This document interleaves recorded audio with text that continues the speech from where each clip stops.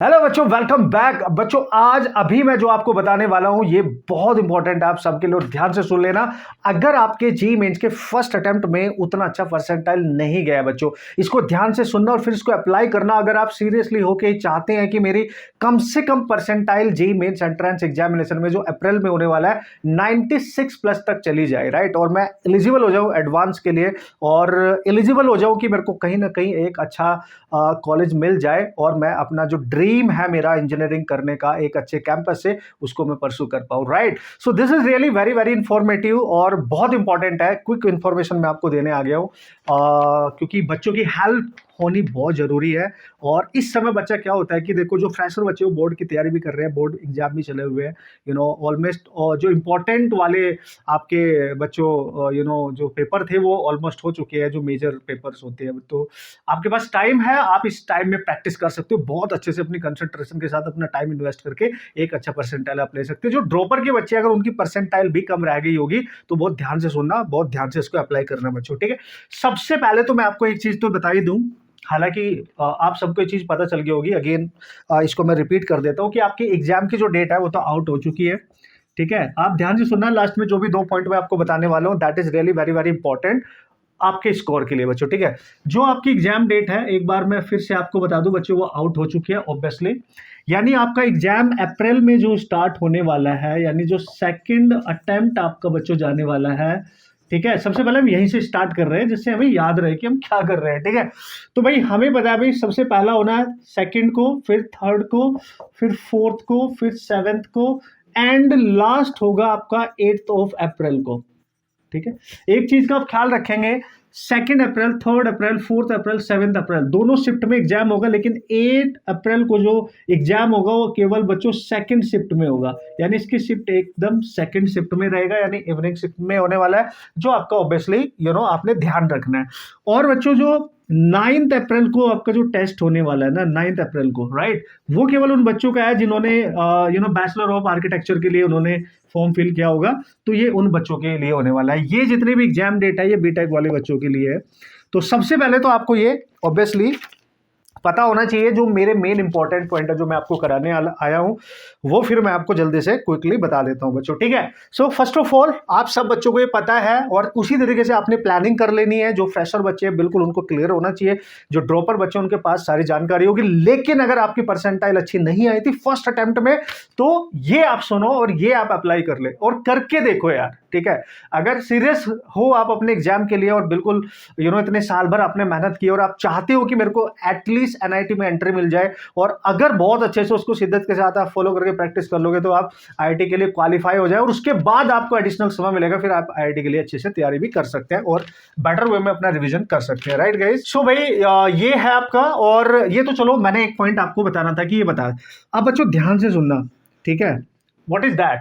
Point number 2, अगर point number 1 ये मैं मान लूं बेसिक जो आपको मेरे को रिपीट करना था, पॉइंट नंबर 2 में बच्चों टॉप 10 वो चैप्टर्स मैं आपको बता रहा हूं, ये जस्ट मैं बता रहा हूं, आप ध्यान से समझे, जिनसे यानी फर्स्ट अटेम्प्ट में आपके, यानी जो जैन में हुआ था, फर्स्ट अटेम्प्ट जो जैन में हुआ बच्चों, जनवरी में, राइट, उससे क्वेश्चंस मैक्सिमम आए, राइट।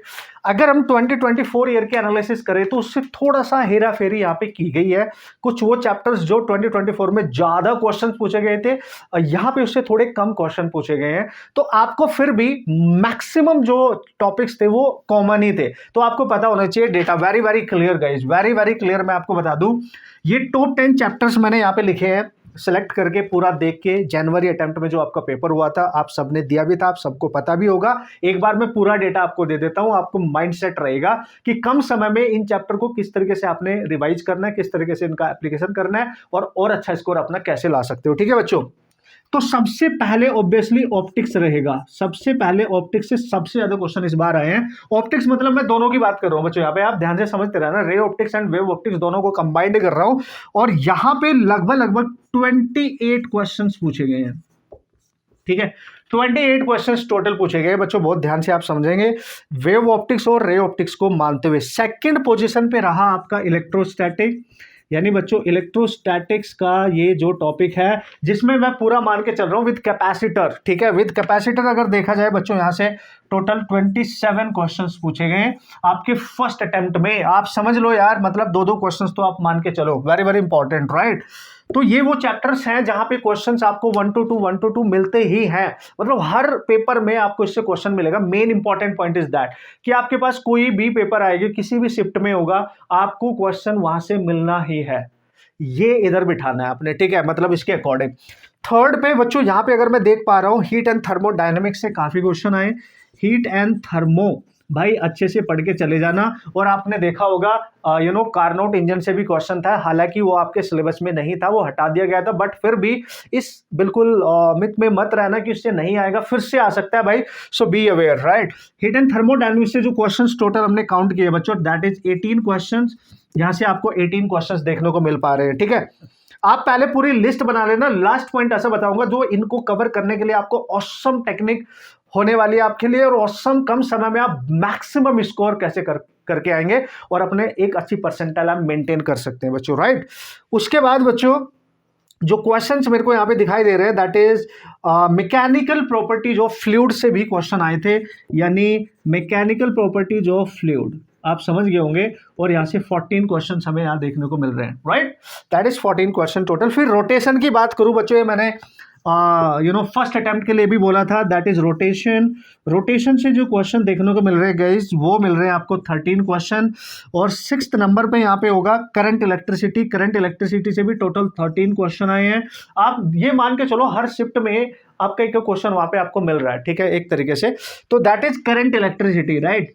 करंट इलेक्ट्रिसिटी का क्वेश्चन हुआ। वर्क पावर एनर्जी की अगर मैं बात करूं 7th नंबर पे WPE, इससे 11 क्वेश्चन थे बच्चों, 11 क्वेश्चन थे। यस, यूनिट एंड डायमेंशन जो बहुत इजी है, किसी सेट में था किसी में नहीं था, लेकिन मोस्टली था, है ना, ये मान के चलो आप।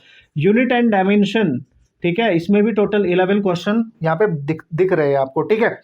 सेमीकंडक्टर से 9 क्वेश्चन थे, हालांकि हर उसमें आने के पूरे चांस है। इजी है, अगर आ गया तो 4 डालना, उसको मतलब छोड़ना नहीं है बॉस, ठीक है। 9 सेमीकंडक्टर है बच्चों, सेमीकंडक्टर। और मैं आपको बता दूं टोटल 9 क्वेश्चंस यहां से देखने को मिले।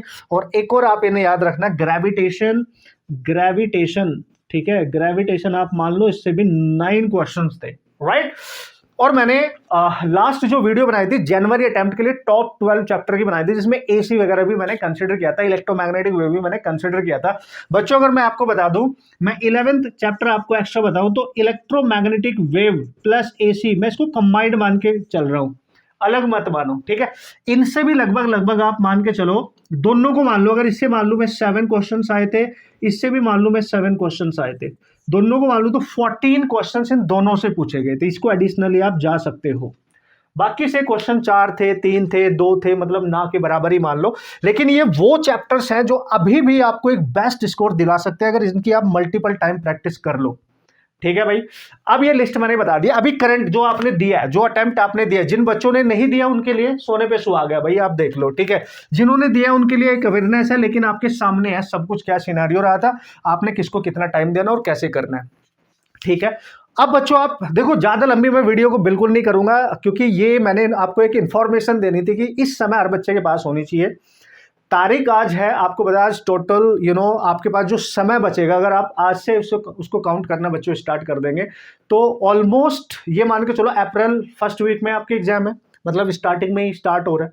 तो कितने 20 दिन आपके पास है, और 20 दिन में आप बहुत बेहतरीन तरीके से रिवीजन कर सकते हैं, अल्टीमेट जिसको बोल सकते हो। दैट इज एक बहुत बढ़िया समय है आपके पास कि आप अपनी नॉलेज को करंटली उसको अप्लाई करो, उसका एक रिवीजन करो, एक बेस्ट तरीके से उसको रिवाइज करो with numerical, with all important formulas and concept. वो भी हो सकता है, अभी भी आप इतना अच्छा स्कोर कर सकते हो बच्चों।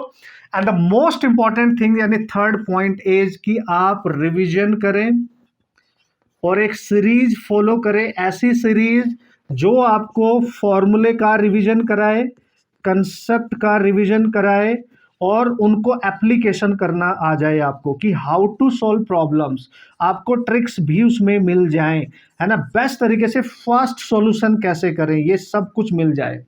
और सबसे बढ़िया बात उसमें टॉप 12 चैप्टर्स भी मिल जाए। इसमें तो मैंने टॉप 11 लिखे हैं, ये सब कवर हो जाए, सारे chapters, all important, even you can say most important chapter जितने भी हैं ये सब कवर हो जाए, सब, है ना, सब।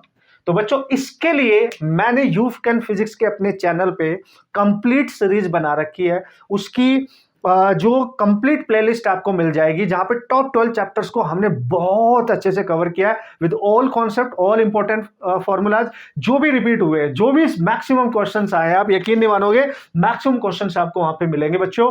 और उसमें वो सारे चैप्टर जो मैंने यहाँ पे लिखे सारे कवर हो जाएंगे, कम समय में एक बेस्ट आउटपुट आपको मिलेगा। आपको न्यूमेरिकल सॉल्व करने आएंगे, आपका रिविजन हो जाएगा, आपका टाइम बचेगा, बहुत ज्यादा आपको पढ़ना नहीं पड़ेगा, और उतनी प्रैक्टिस आपकी हो जाएगी कि आप एक अच्छा स्कोर और फिजिक्स के कैसे भी क्वेश्चन आएंगे आप हैंडल कर लेंगे गाइस, ठीक है। इट्स ऑल अबाउट कि क्वेश्चन कैसे आते हैं, इट्स ऑल अबाउट कि क्वेश्चन कहां से आते हैं, उनको आपने प्रैक्टिस करना है। तो ये सीरीज है, इसका जो हमारी प्लेलिस्ट है, इस पूरे कंप्लीट प्लेलिस्ट का लिंक आपको इस वीडियो के डिस्क्रिप्शन में मिल जाएगा। उस पर जाए, क्लिक करें और अपनी जर्नी आज से ही स्टार्ट कर दें, है ना।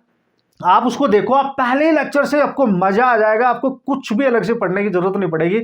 आई गारंटी गाइस, ठीक है। आप अपने जेईई मेंस फिजिक्स में एक ऑसम स्कोर 9 कर सकते हो वहां पे, यानी टोटल जो आपके क्वेश्चंस वहां पूछे जा रहे हैं उसमें से मैक्सिमम क्वेश्चन आप अटेम्प्ट करने के लिए 100% स्ट्रॉन्ग बन जाओगे बच्चों, ठीक है। तो ये इन्फॉर्मेशन देनी थी, ये भूलना नहीं बच्चों। ये सीरीज हमने जो बनाई थी जेईई मेंस को टोटली फोकस किया गया है इसमें, और हर बच्चे की फिजिक्स में एक बेस्ट परसेंटाइल आ सकती है और बहुत अच्छे मार्क्स स्कोर कर सकता है। 25 में से मैक्सिमम क्वेश्चन आप अटेम्प्ट कर सकते हो। वैसे तो मेरा टारगेट रहता है कि मिनिमम से मिनिमम बच्चा 15+ क्वेश्चंस वहां पे कर ले और कर लेगा, ठीक है, ये मान के चले। और 12th के चैप्टर से मैक्सिमम क्वेश्चन आए हैं, फिर से मैंने पहले भी बताया था, अभी भी बता रहा हूं, काउंट कर लो, देखो, ठीक है, काउंट कर लो भाई, मैक्सिमम क्वेश्चंस आपको मिल जाएंगे।